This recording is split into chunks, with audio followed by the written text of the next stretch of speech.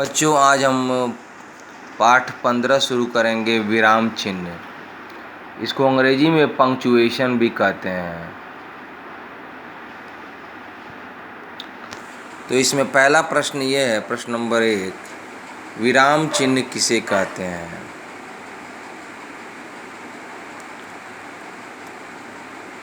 इसका आंसर देखिए, लिखित भाषा में रुकने के लिए, लिखित भाषा में माने आप कुछ लिख रहे हैं तो लिखित भाषा में रुकने के लिए प्रयुक्त किए जाने वाले चिन्हों को विराम चिन्ह कहते हैं। यानी कि इतने बात से क्या क्लियर हुआ कि लिखित भाषा में या जब भी हम कुछ लिखते हैं तभी इन चिन्हों का प्रयोग करते हैं।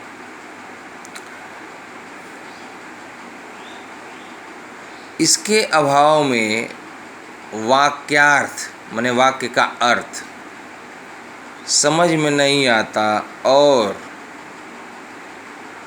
कभी कभी अर्थ का अनर्थ हो जाता है। अब यदि हम विराम चिन्हों का प्रयोग नहीं करेंगे तो वाक्य का अर्थ भी नहीं पता चलता है कि वाक्य में कहा क्या जा रहा है, और अर्थ का अनर्थ भी हो सकता है। जैसे उदाहरण देखिए, रुको कामा मत जाओ पूर्ण विराम, रुको कामा मत जाओ यानी रुको मत जाओ। अब हम यदि इन चिन्हों का प्रयोग नहीं करते हैं तो कामा को हटा दीजिए और पूर्ण विराम को, तो क्या पढ़ेंगे? रुको मत जाओ, रुको मत जाओ, रुको मत जाओ। एक बार रुको मत जाओ, रुको मत जाओ यानी कि रुको मत जाओ,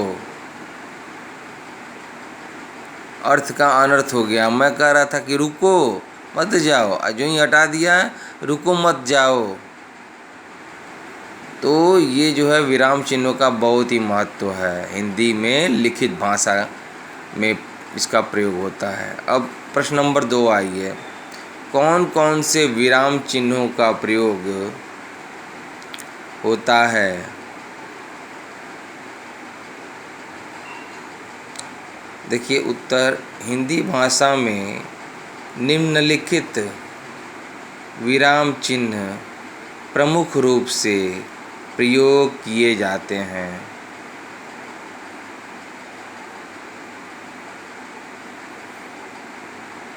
पहला, पूर्ण विराम। इसको हम खड़ी पाई से दिखाते हैं, ब्रैकेट में कर ली, इसको इसका चिन्ह दिखा दीजिएगा, खड़ी पाई।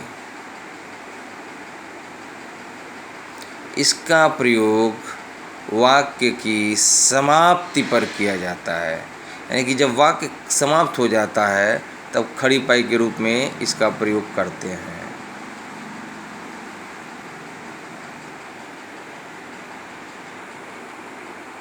उदाहरण देखिए, जैसे पहला, राधा स्कूल जा रही है, खड़ी पाई यानी कि पूर्ण विराम का प्रयोग हो गया। वाक्य कंप्लीट हो गया, समाप्त हो गया तो इसका प्रयोग हो गया। दूसरा, हिंदी भारत की राष्ट्रभाषा है, फिर खड़ी पाई कर दिए। यानी कि जब भी वाक्य समाप्त हो रहा है इसका प्रयोग होता है। आप भी 2-4 वाक्य कंप्लीट करिएगा और पूर्ण विराम का प्रयोग करना सीखिएगा। शेष अगले दिन।